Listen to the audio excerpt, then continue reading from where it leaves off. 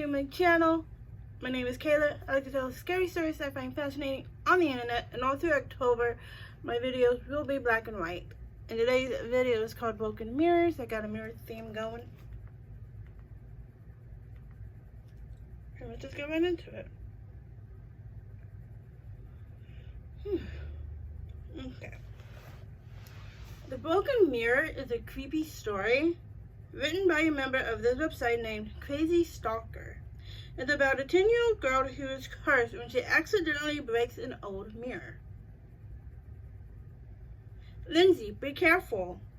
I don't want you to break anything, said Lindsay's mother sternly. Lindsay sighed. She was 10. She was 10 and was helping her mother and grandfather pack up the old house. Her grandmother had passed away 7 months previously, and her grandfather could no longer afford to keep the house on one pension. Lindsay's grandparents had collected a lot of antique things over the years, and they had to be carefully packed and moved. Especially that old mirror there, said Grandpa, coming out of nowhere. Lindsay and her mother jumped. He had always had the habit of doing that. Why? Asked Lindsay curiously. Because breaking a mirror means 7 years of bad luck, and that mirror has a curse. I really should be in front of a mirror.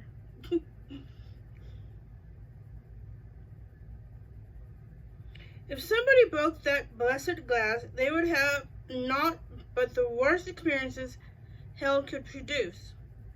He warned.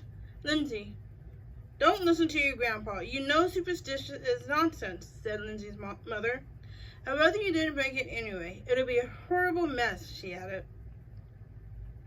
Lindsay's mother and grandfather continued to pack the house while Lindsay ran about and played. No matter where in the house she played or how far away from the sitting room she was, Lindsay couldn't keep her mind away from that mirror. Then, when she couldn't stand it any longer, and her mother and grandfather went to bring a big load of boxes to the far-off driveway. The house was quite Victorian style. It was still a little bit of a walk to get to the drive. Lindsay grabbed the antique silver candle holder and smashed the mirror to bits. She watched in excitement as the glass poured from the frame, like a crystal waterfall. Then she was hit with panic. What if they found it?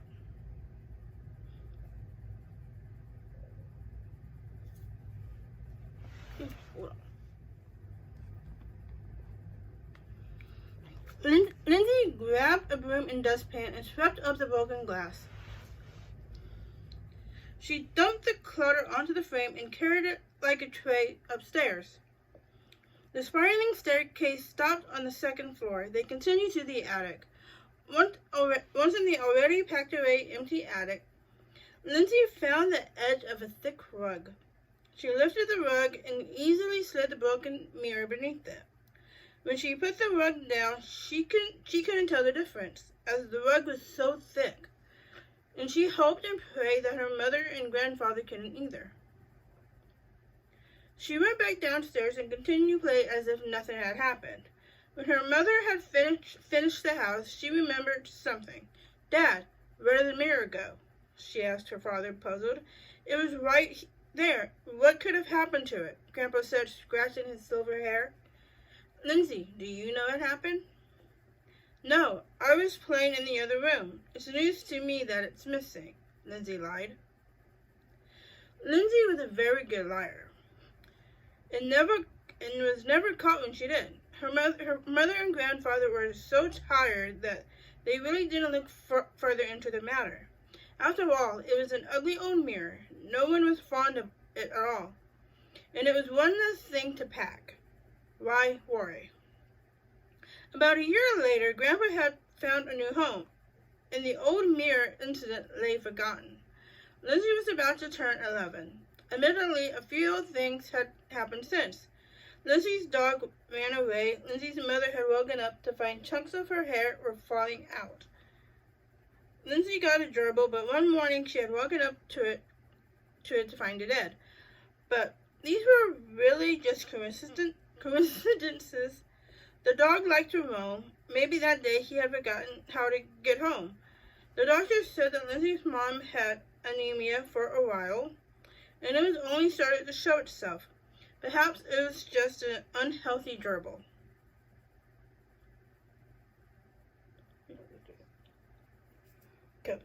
Cut that out. Lindsay's birthday finally arrived. While her mother was cutting the cake, the telephone rang. Only the first of 7. An ominous and unknown voice had said. Her mother hung up the phone, believing it either to be a prank or a misdialed number. The phone rang again. Mrs. Elizabeth Seaver. We're sorry to say, but your father just died in a car accident. Paramedics were too late. He was dead at the scene. This wasn't the last.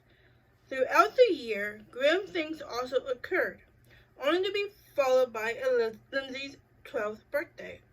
The second of 7 has arrived, said an ominous voice on the phone. Again, second after Lindsay's mother had slammed the phone onto the hook, it rang again.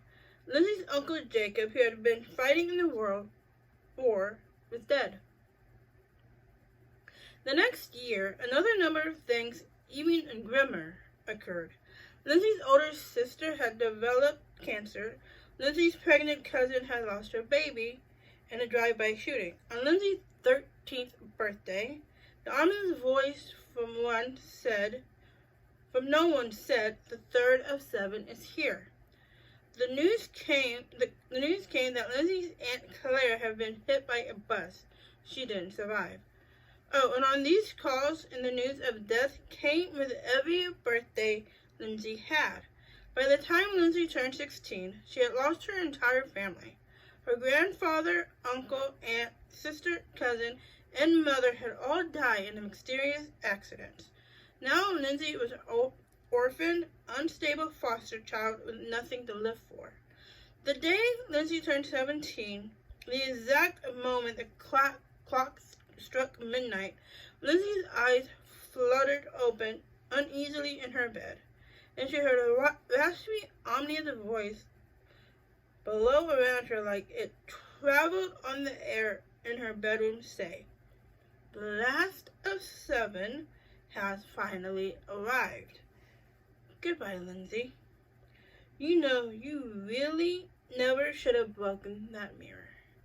Hope you guys liked that story. I think that's it. Yeah, I hope you guys liked this story. Please give the video a thumbs up if you did. Subscribe to this channel. Comment. And on to the next.